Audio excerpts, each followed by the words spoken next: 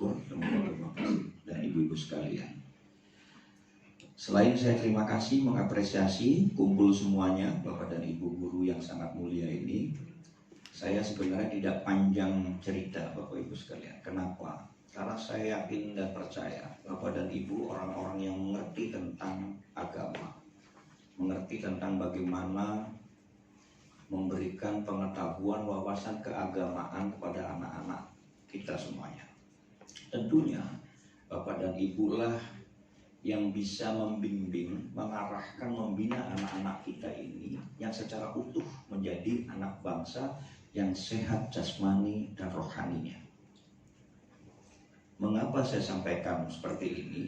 Karena untuk menjadi seorang guru itu tidak mudah. Harus lahir batin dari ujung rambut sampai ujung kaki, luar dalam, harus dengan tulus dan ikhlas. Dan itu tidak semua orang bisa menjadi guru. Karena guru ini adalah takdir Tuhan kepada kita.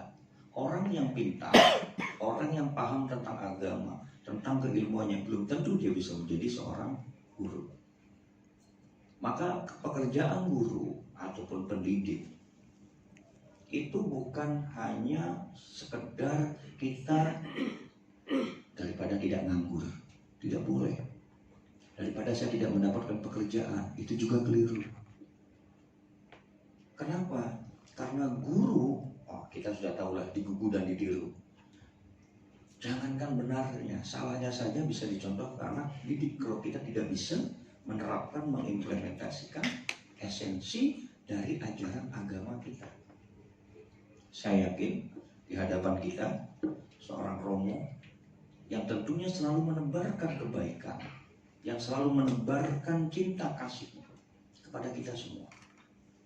Maka Bapak dan Ibu yang dicintai, dikasihi oleh Tuhan, tolong amanah yang diberikan oleh Tuhan manfaatkan sebaik mungkin untuk selalu memberikan kebaikan, untuk selalu memberikan tebaran-tebaran cinta kasih tangan Tuhan melalui Bapak ke anak didik, agar anak-anak juga secara jasmani, rohaninya utuh bisa mencintai bukan hanya dirinya, tetapi mencintai seluruh alam semesta ini, termasuk lingkungan di mana dia tinggal.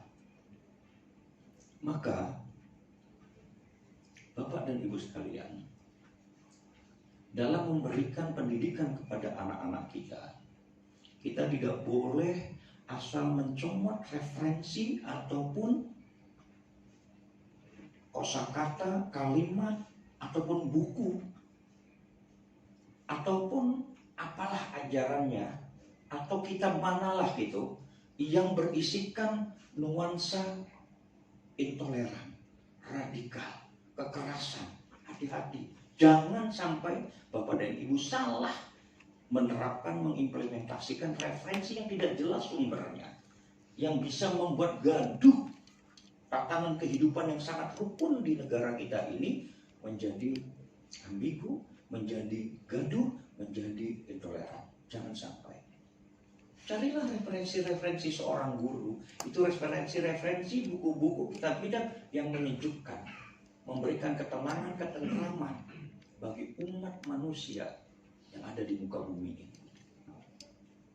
Saya seorang Muslim. Buat apa saya hafal kitab suci saya, Al-Quran? Buat apa hafal saya hadis begitu banyaknya? Fatwa-fatwa pujangga, syair-syair, kalimat-kalimat Tuhan saya, Nabi saya, Nabi Muhammad. Kalau saya tidak pernah sedikit pun menerapkan, mengimplementasikan dari ayat-ayat firman Tuhan itu, buat apa? Hanya sekedar kognitif belaka.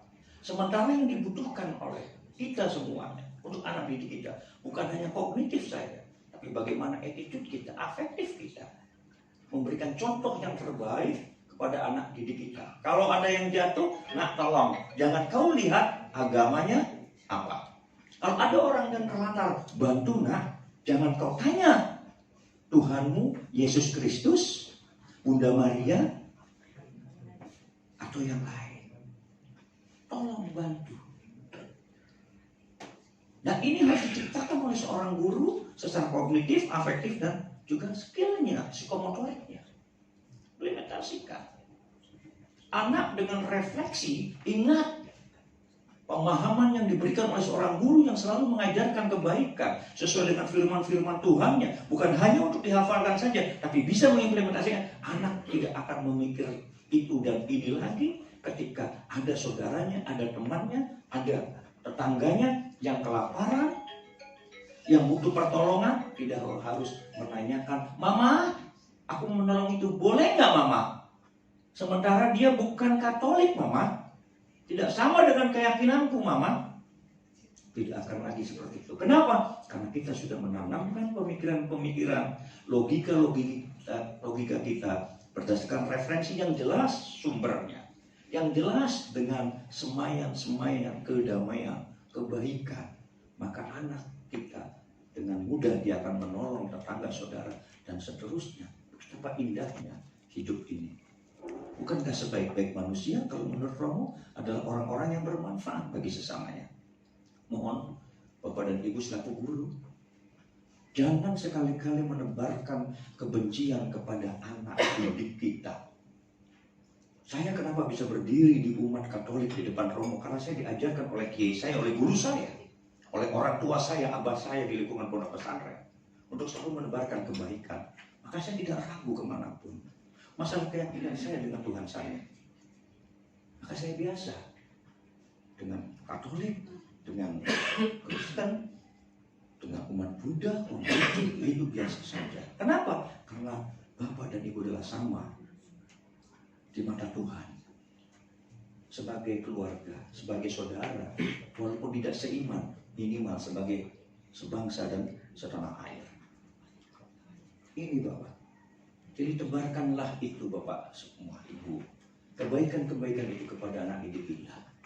Jangan malah kita sebagai seorang pendidik yang selalu menebarkan kebencian, kemudian dendam itu karena mungkin pengalaman, mungkin latar belakang, mungkin lingkungan yang Bapak dan Ibu selalu terjepit dengan kondisi yang tidak menyenangkan, kemudian Bapak tularkan kepada anak didik kita. Hajar nak, itu musuh kita, musuh Tuhan. Jangan Bapak. Percuma Bapak sebagai seorang pendidik, sebagai panggilan Tuhan. Sekali lagi, tidak gampang menjadi seorang pendidik. Sekali lagi, tidak mudah menerapkan ilmu kemudian dicontoh oleh anak didiknya. Bapak dan Ibu adalah orang-orang terkasih. Bapak dan Ibu adalah orang-orang pilihan Tuhan. Bunda Maria sangat sayang kepada Bapak Ibu sekalian. Maka Bapak dan Ibu sekalian ini adalah orang-orang pilihan. Berikanlah pendidikan kita yang betul-betul pendidikan, bukan hanya kognitifnya saja, tapi berikanlah tanaman-tanaman tingkah laku kepada anak-anak kita, agar anak-anak kita menjadi anak-anak yang besar, menjadi anak-anak yang sabar, menjadi anak-anak yang kuat dalam menjaga NKRI harga mati, menjaga kerukunan, merawat kebinekaan di antara kita di tengah hiruk pikuknya negara kita. Enak. Sidang Jumat yang terkasih, wah, ada salibnya, ada. Tuhan, kubawakanlah nih Tuhan. Ini memang kayak pendeta. Kalau Romo nggak begitu. Makanya saya kemanapun senang Bapak. Saya ketemu banyak saudara. Ya, saya bukan apa-apa. Ini didikan kami sebenarnya sebagai seorang muslim diajarkan oleh orang tua kami. Terus tebarkan semua yang kebaikan. Seperti Bapak dan Ibu juga lah. Mendapatkan pendidikan dari orang tua, dari gurunya, dari romonya yang menebarkan kasih sayang. Maka Bapak dan Ibu tidak ragu untuk memberikan kebaikan-kebaikan itu dengan semua makhluk yang ada di atas muka bumi ini. Bahkan yang nampak dan tidak nampak. Kira-kira begitu. Yang kelihatan maupun yang tidak kelihatan. Termasuk Pak Osleri bisa kelihatan. Tidak kelihatan. Ini nggak kelihatan. Kalau lihat ibu yang bening soalnya. Jadi ini Bapak Ibu. Jadi itu ya. Nah, yang pertama tebarkan itu kebaikan. Yang kedua, Bapak Ibu sekalian, Bapak dan Ibu ini adalah sebenarnya aparatur negara. Aparatur negara sebagai guru yang tersertifikasi. Kenapa? Karena Bapak dan Ibu adalah menikmati uang rakyat. Ampun. Bapak dan Ibu lah dari sekian ribu, ya, umat Katolik yang menikmati uang APBN.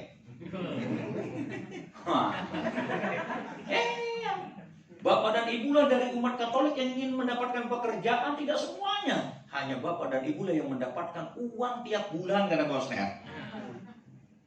Puji Tuhan. Nikmati itu. Ya, syukuri itu, Pak. Dan jalani itu tugas amanah yang dibebankan. Saya nggak mau kata bebankan.